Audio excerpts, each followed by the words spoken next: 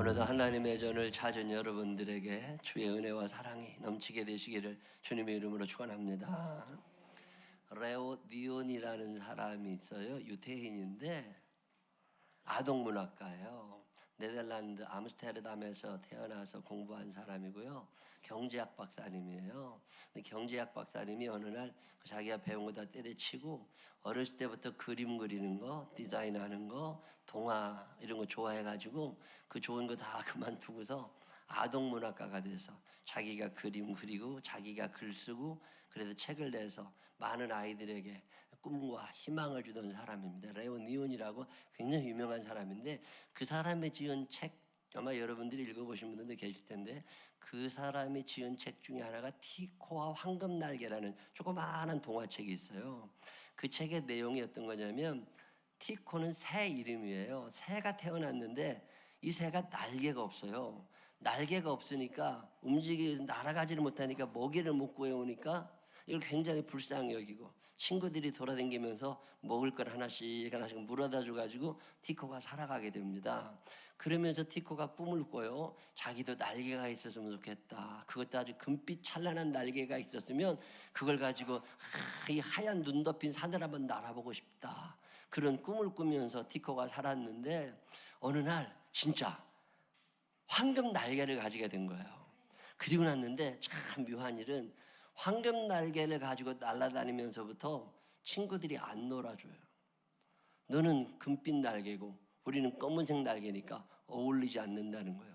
그래서 외톨이가 됩니다. 이 외톨이가 된 티코가 날개 날아서 이 세상을 돌아다니면서 아주 귀한 진리 하나를 깨달아요. 그게 뭐냐면 자기가 날개가 없을 때 불쌍하게 살 때 남들이 나를 도와주어서 살았는데 이 세상에는 참 불쌍한 사람들이 많구나 이런 생각이 들기 시작한 거예요.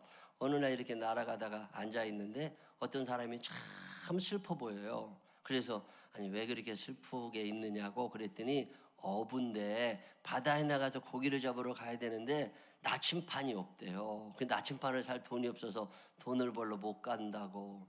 그 얘기를 들으니까 티코가 갑자기 불쌍한 생각이 들어가지고 자기 황금 깃털 하나를 뽑아줍니다. 이것 갖고 나침판을 사라고. 그래가지고서 그 어부가 나침판을 사서 배로 바다로 나가는 걸 보면서 아주 행복해해요. 조금 더 갔더니 어떤 남자가 막 울고 슬퍼해요. 그래서 왜 그런가 봤더니 딸이 병이 들어서 약을 사야 되는데 약값을 구할 길이 없어가지고 그렇게 슬퍼하는 걸 보면서 티코가 자기 깃털 하나를 또 뽑아줍니다. 이것 갖고 가서 약 사라고. 조금 더 가다 보니까 어떤 여자애가 그렇게 답답해서 왜 그러냐고 그랬더니 결혼을 해야 되는데 결혼식 비용이 없어가지고 그래서 자기가 또 깃털 하나를 또 뽑아줘요. 그러면서 이렇게 깃털 하나하나 뽑아주며 살다 보니까 자기 황금 날개 깃털이 다 없어지게 된 거예요. 근데 그 없어진 그 자리에 까만색 날개가 하나씩 깃털이 생겨나면서 이제 다른 새들과 똑같은 새가 됩니다. 그리고 난 다음에 이 새가 자기 친구들에게 다시 날아가서 그들과 함께 살아간다는 이야기, 그게 티코와 황금 날개라는 조그마한 동화책인데 이 책을 다 읽고 났는데 나도 좀 이렇게 멋지게 좀 살아보고 싶다. 손해도 좀 보면서 얼마나 큰 손해를 봐요. 근데 손해를 보면서도 참 행복하잖아요. 나도 좀 이런 생을 살아봤으면 좋겠다. 그런 생각을 한참 하고 살 때인데 그때 제가 차를 한 대 사게 됐어요. 1992년으로 내가 기억해요. 92년에 승용차를 사가지고 다닐 때인데 92년에 차에 쓴 사람 있어요? 92년에 내가 그때 92년에 차 타고 다녔다고. 근데 그때 교육전도사 할 때요. 어느 교회 중고등부 교육전도사를 할 때인데 근데 지금이야 도로가 다 좋지만 그때는 이 언덕 올라가고 이러는데 조그마한 도로 왕복 2차선이 아니라 1차선밖에 안 되는 도로들이 그 교회 앞에 있었어요. 근데 그날 차를 타고 주일날 예배를 드리러 가는데 이 언덕에 내가 올라가 중간쯤 넘어갔는데 저 위에서 차 한 대가 내려오는 거예요. 비켜야 되잖아요. 그래서 차가 수통이 될 거 아니야. 근데 초보 운전자잖아요. 차 사가지고 얼마 되든 오토도 아니고 스틱인데 이거 잘못되다가 시동 꺼지고 쭉 미끄러우면 안 될 것 같아가지고 이거 어떻게 해야 되나 망설이는데 그놈도 안 가는 거야. 누가 비켜야 돼요? 착한 내가 비껴야지. 예수 믿는 내가 비껴야지. 큰 용기를 해서 후진을 쫙 해가지고서 한 10m, 20m 내려왔더니 길이 조금 나니까 그냥 확 지나가 버리더라고.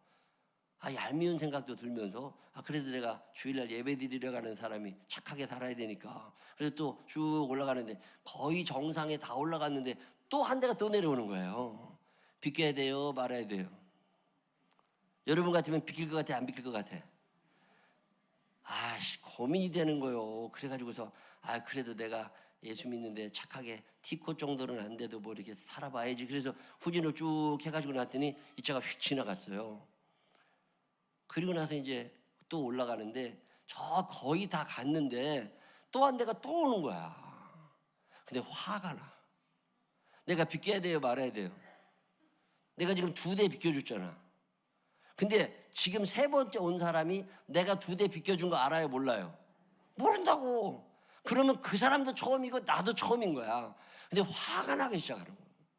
이거 몇 번까지 비껴야 돼? 그때 갑자기 예수님께서 70번씩 7번이라도 용서해라. 그 말씀이 생각이 나는데 이거 쉬운 게 아니구나. 그거 말은 쉬운데 490번을 어떻게 차로 후진을 해줘? 안 되는 거지. 어떻게 할까? 그러다가 그래도 내가 책도 읽고 그랬는데 양보해야지.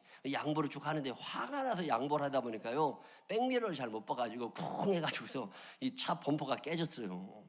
화가 나는 거야. 그래서 저는 휙 가버리고 내 차를 끌고 교회를 딱 도착했더니 그 남자 집사님이 계시다가 이렇게 내 차를 보더니요, 차가 전도사님 왜 이렇게 됐냐고. 내가 요 앞에 오다가 이렇게 후진 잘못해서 부셔먹었다고 그랬더니요, 그 집사님이 나보고 전도사님 어떻게 세상을 살라고 양보를 해주시느냐고. 그러면 안 되는 거라고. 거기다 초보 운전자가 저 사람 안 비키는데 어떻게 하냐고 그랬더니 시동 끄고 사이드 당기고 누우라는 거예요. 그러면은 급한 놈이 다 지나간대. 그러면은 그때 가면 되는 거지. 초보 운전자가 그렇게 하면 어떻게 살라고 그러냐고. 근데 그 얘기를 듣는데요, 문득 무슨 생각이 드느냐면 아무나 착하게 사는 게 아니구나 이게. 여러분, 아무나 착하게 사는 세상이 아니에요. 이 세상이 손해볼 수는 있어요. 근데 언제까지 손해를 봐야 돼? 근데 성경에 보면 손해보는 사람들은요 계속 손해만 봐. 이 세상을 살아보면 주고받고 이런 게 아니에요. 일방적이라고. 손해보는 사람은 계속 손해만 봐. 자, 여러분은 손해보는 사람이 되고 싶으세요? 손해를 입히는 사람이 되고 싶으세요? 말도 못하잖아. 이게 정답은 알지만 이게 안 떨어진다니까. 이솝 우화에 보면 이런 얘기 있어요. 늑대가 새로 대장을 뽑았어요. 새로 대장이 된 늑대가 모든 늑대를 모아놓고 긴 연설을 하는데 뭐라고 연설하느냐면, 앞으로 우리 늑대 마을에는 굶어 죽는 늑대가 한 마리도 있으면 안 된다. 그러니까 매일마다 사냥을 하거든 다 저녁에 모아놓고 배고픈 늑대를 위하여 다 같이 나눠 먹자. 그러니까 늑대들이 와 박수를 좋아하니까 그 옆에서 지나가던 나귀가 그 얘기를 들으면서 얘기합니다. 늑대 대장을 불러가지고, 참 내가 그동안 많은 늑대 대장을 봤지만 당신같이 훌륭한 늑대 대장은 처음 봤다고. 그러면서 뭐라고 그러냐면, 당신이 만든 법이 이루어지려면 당신이 어제 잡아서 동굴 속에 숨겨놓은 토끼를 꺼내와야 된다고. 그랬더니 이 늑대 대장이 고민을 하더니 이 법 없던 걸로 하자고. 그래서 치워버려. 손해보지 않으면 더불어의 삶이 안 되거든요. 근데 우리는 더불어 살고는 싶은데 내가 손해보고 싶지는 않아. 손해보지 않는다면 아무것도 할 수 없는데. 얼마 전에 어떤 목사님 만났더니 교회가 크지 않은데 주차장이 몇 대 있는데 그 주차장 때문에 꼭 시끄럽대요. 그래서 왜 그러냐고 그랬더니 고정적으로 거기다 주차를 하는 사람이 있다네. 교인들 중에서도. 누구냐니까 장로님이래. 그 장로님이 거기다 대냐. 새신자도 있잖아요. 60 넘으신 어르신들도 계시잖아요. 임산부들도 있잖아요. 이런 분들에게 교회 가까운 주차장을 내드리고 40대, 30대, 20대들은 좀 멀리 좀 세워놓고 오면 좋겠는데 꼭 먼저 와가지고 거기다 주차를 다 해놓는데, 그러면 나중에 들어오신 분들이 주차할 공간이 없다는 거예요. 근데 그 얘기를 들으면서 그렇겠다. 누구는 멀리 가고 싶어요? 다 더불어 살아가는 게 좋다고 얘기하지만 너 조금만 손해봐. 그러면 그 손해를 원하는 사람들은 없습니다. 1987년 3월이죠. 모브로 사천이라고 하는 바지성 큰 화물선 같은 게 대서양을 떠돕니다. 3,168톤의 쓰레기를 실었대요. 뉴욕 근교의 작은 동네인 아이슬립이라는 조그마한 항구를 출발해가지고 이 쓰레기를 처리할 곳을 찾으러 다니는데 주마다 돌아다니죠. 플로리다, 노스캐롤라이나, 엘레바마, 미시시피, 루이지애나, 텍사스 쫙 돌아다니는데 아무 데서도 쓰레기를 받아주는 데는 없습니다. 중남미로 내려가요. 멕시코 안 받아주겠죠. 그리고 쭉 돌아다니다가 결국 6개월 만에 다시금 돌아옵니다. 9,600km를 항해했대요. 그동안에 한 곳에서도 쓰레기를 받아주는 데는 없었다는 거예요. 그때 나온 말이 님비라는 말이에요. Not in my front backyard. 님비. 내 뒷바닥은 안 돼. 오물 처리장 있어야 된다는 거 알아요. 화장터 있어야 된다는 거 알아요. 쓰레기 처리장 있어야 된다는 건 알아요. 근데 우리 집 근처는 안 돼. 이걸 님비라고 그래요. 님비의 반대말이 뭔지 아세요? 핀피라고 그래요. Please, 제발 in my front yard. 내 집 앞마당에 세워주세요. 종합병원, 백화점, 대형 인류 대학교, 이건 우리 집 앞에 세워주세요. 자, 님비와 핀피가 있는 한 더불어의 삶이라는 건 불가능하다는 걸 아셔야 돼요. 자, 예수를 믿는다는 건 뭐냐? 예수를 믿는다는 건 성경이 우리에게 말씀하고 있는 것은 너 혼자 잘 살려고 하지 말라는 거예요. 근데 이게 참 어렵습니다. 그래서 우리가 기도해야 될 제목이 뭐냐면 성령님 도와주세요. 시작.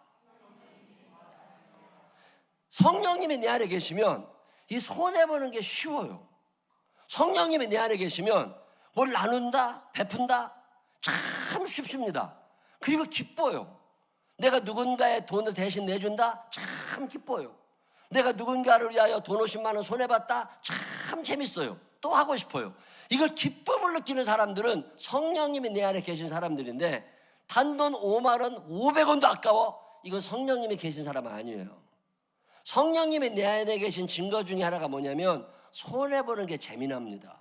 손해보는 게 즐거워요. 손해보는 걸 두려워하지 않습니다.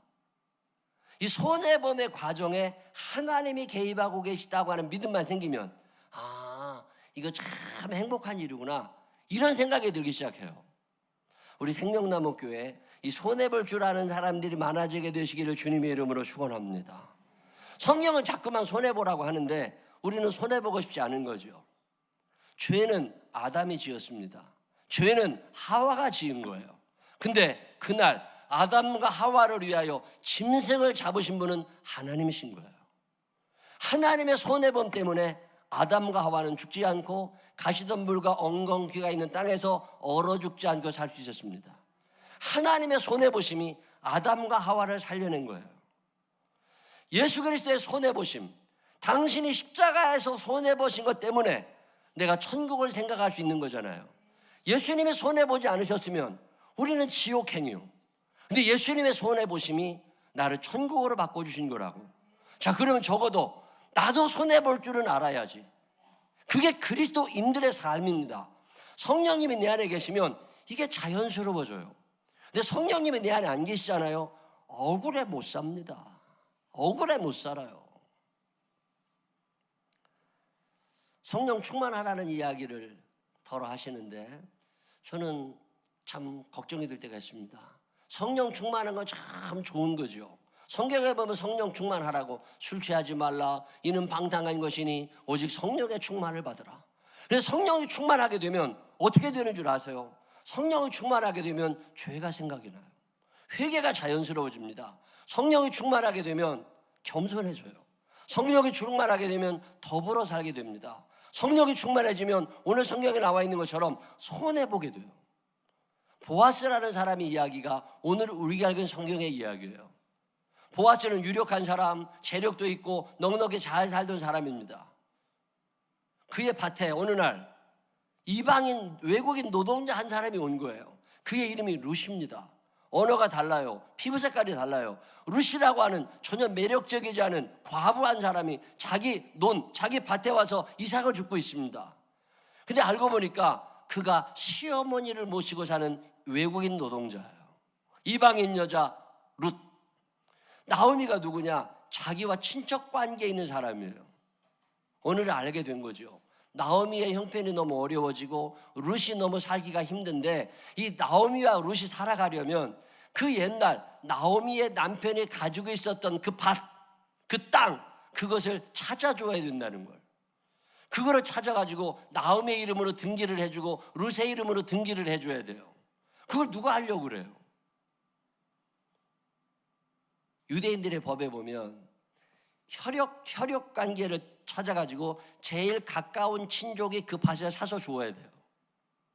안 해도 괜찮아요. 근데 순서는 정해져 있습니다. 누가 먼저 사줘야 된다고. 그래서 보아스가 이렇게 따져보니까 자기가 서열 2위예요. 두 번째 권한이 있어요. 첫 번째 권한을 가진 사람에게 말합니다. 그 땅을 당신이 사서 나오미와 룻에게 주어서 그들이 잘 살 수 있도록 도와줄 마음이 있느냐. 그랬더니 여러분이 오늘 읽은 성경 본문처럼 내게 손해가 있을 것 같아 나는 그렇게 하지 않겠다. 두 번째로 보아스가 그 손해범을 선택합니다. 저 열심히 살아가려고 하는 룻이라고 하는 여자를 위해서 내가 좀 손해를 보자. 저 나오미를 위하여 내가 손해를 보자. 그래서 그는 자기의 재산을 일부 정리해서 돈을 만들어서 원래 나오미가 가지고 있었던 그 땅을 사서 그들의 이름으로 등기를 해줍니다. 그게 오늘 성경 본문에 나오는 이야기예요. 여러분 그러실 수 있으세요? 적어도 성령님이 내 안에 계신 사람들은 손해보는 것에 대해서 많은 계산을 하지 않습니다. 자본주의 시대를 살다 보니까 돈을 너무 중요한 가치, 돈이 너무 중요해진 거죠. 손해나려고 하지 않아요. 지난주에 유산 남기기에 관한 세미나를 참석했었습니다. 월드 휴먼 브리지라고 하는 NGO 단체가 주관하는 건데, 이제 큰 틀을 잡아가는 과정에 뭐 전문가들 몇 명 모이고 그래가지고 얘기를 서로 나누는데 저도 거기를 참석하게 됐어요. 이런저런 토론이 오가는 과정에 제가 얘기했습니다. 유산 남기기, 유산 기부운동 이름이 틀렸다. 유산 기부운동 우리나라 사람들 안 한다. 유산 기부라는 말 자체가 강력한 거부감을 가지고 있다. 그러지 말고 유산 기부운동 그렇게 하지 말고 유산 일부 기증운동으로 바꾸자. 10억의 재산을 가지고 있단 말이에요. 자, 지금 여기 계신 분들이 앞으로 10년, 20년, 30년 후에 돌아가실 때쯤 되면 10억 미만 가질 사람은 없다고. 집이든지 뭐든지 10억은 다 있을 거란 말이에요. 자, 그러면 그때 10억을 아들, 딸에게 나눠줄 어리석은 생각을 하지 말고 아들에게는 3억, 딸에게 3억, 부인에게도 조금 주고 1억이나 2억은 기부를 하라는 거예요. 그게 유산 일부 기증운동 뭐 이런 거예요. 자, 그런 걸 한번 해보자. 그래서 그런 모임을 가지고 얘기를 했습니다. 참 동의해요. 대한민국이 이렇게 연약해진 데는 부모님들의 재산을 노리고 있는 자녀들이 있는 거죠. 내가 우리 아들, 딸에게 얘기했습니다. 우리 집안에 유산 상속이라는 건 없다. 나는 하나님께 드리고 NGO 단체가들이 기증하고 가는 거지 너희들은 국물도 없다. 우리 아들, 딸도 기대하지 않습니다. 기부금이라는 게 있잖아요. 미국 같은 경우에 총 기부금의 한 8% 정도가 유산 상속을 통해서 이루어집니다. 100% 유산 상속이 아니라 내가 재산이 10억 있는 사람이면 한 3억 아들에게 3억, 딸에게, 부인에게 3억 주고 1억 정도를 기부를 하는 거예요. 교회나 학교나 병원이나 어떤 NGO 단체들에. 그게 미국이 굴러가는 힘 중에 하나죠. 8%요. 영국은 37%입니다. 영국은 죽으면서 자기 재산을 자녀들에게 주는 사람 많지 않습니다. 자기가 지금 이렇게 살게 된 것은 이 사회에 빚진 거라는 거죠. 그래서 병원비 굉장히 비싸지만 사실 병원비 제대로 내는 사람 별로 없습니다. 학비 엄청나게 비싸지만 그 학비 다 내는 사람 많지 않아요. 다 장학금이 있습니다. 그게 그런 사람들이 낸 돈들이죠. 자, 대한민국은 몇 퍼센트쯤 될 것 같아요? 유산 기부를 통해서 형성된 기부금. 대한민국은 퍼센트를 낼 수가 없답니다. 2008년부터 2014년까지 9년 동안 대한민국에서 유산을 사회에 남긴 사람들이 48명, 48명밖에 안 된답니다. 근데 48명도 돈 있는 사람들이 아니라 거의가 기초생활수급자랍니다. 기초생활수급자 100만 원, 200만 원, 300만 원. 왜? 자식이 없대요. 자식이 없이 돌아가신 분들, 국가에서 강제로 회수한 사람들, 대부분이 그런 거래요.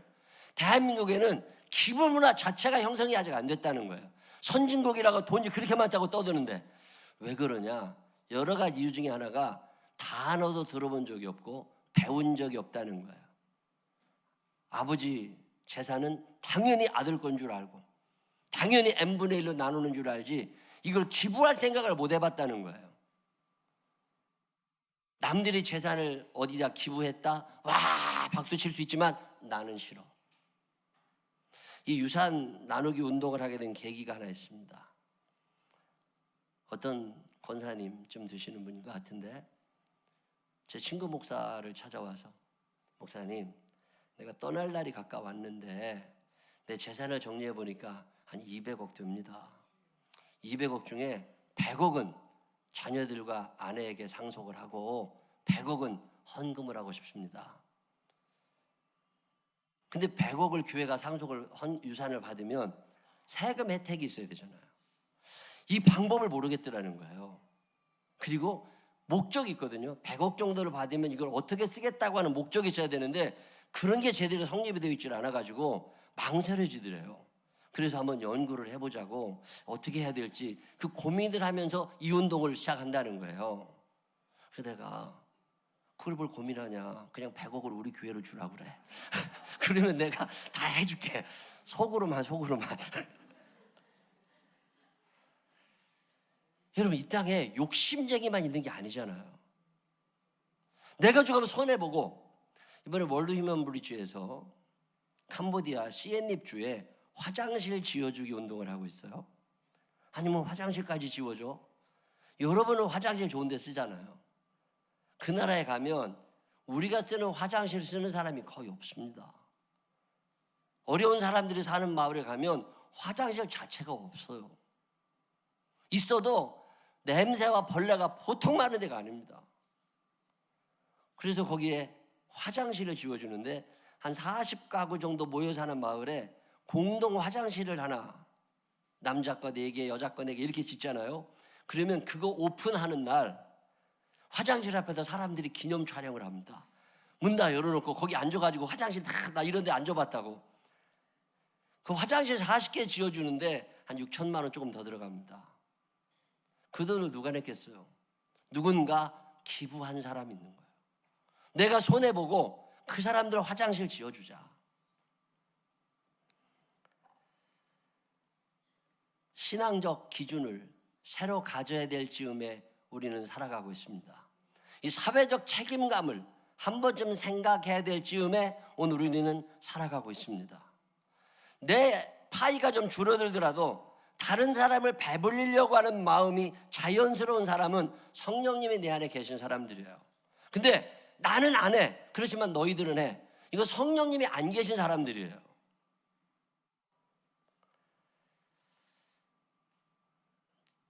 얼마 전에 내 친구 목사를 만났더니 딸 자랑을 해요.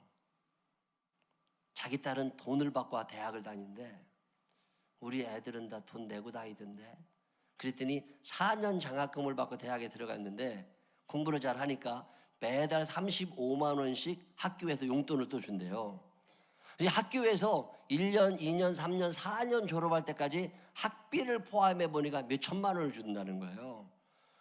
우리 교회는 그런 애들 없던데 그래서 어떻게 그렇게 돈을 받고 학교를 다니냐? 그랬더니요, 뭐라고 얘기를 하느냐면 10살 때 이 딸이 10살 때 교회에서 무슨 헌금을 할 게 있었는데 특별 헌금 뭐 이런 거. 근데 얘가 12만 원을 아빠한테 갖고 왔더래요. 목사인 아빠 나 이거 헌금할 거야. 그럼 통장채 그 12만 원 들어있더래요.